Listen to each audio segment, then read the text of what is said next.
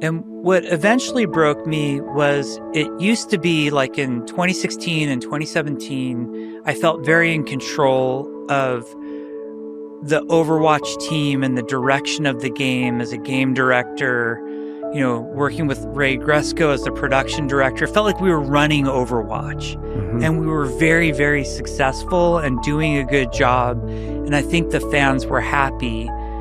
And then as we transitioned, you know, Overwatch League was the best intention. You know, my parents always say the road to hell is paved with good intentions.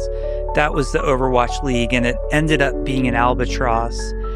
And then Overwatch 2 was the same thing. And what it boiled down for me, like what sort of ultimately broke me in my Blizzard career, was I got called in the CFO's office, and he sits me down and he says,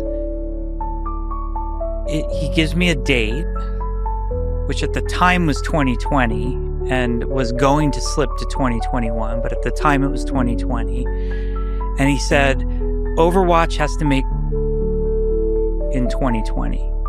And then every year after that, it needs a recurring revenue. And then he says to me, if it doesn't do dollars, we're going to lay off 1,000 people, and that's going to be on you. And that was just the biggest fuck you moment I had in my career. It felt surreal to be in that condition. And as somebody who's worked on a lot of games, made a lot of games, you get in these meetings where they're like, Fortnite has 1,400 people working on it. If you just hire 1,400 people and make it free to play, we'll make that money, right? And that was, I had believed I would never work anyplace but Blizzard. I loved it. It was a part of who I was.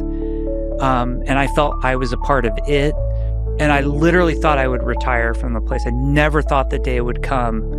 And that was it. I was like, we're done here. Luckily for Blizzard, that CFO is no longer there.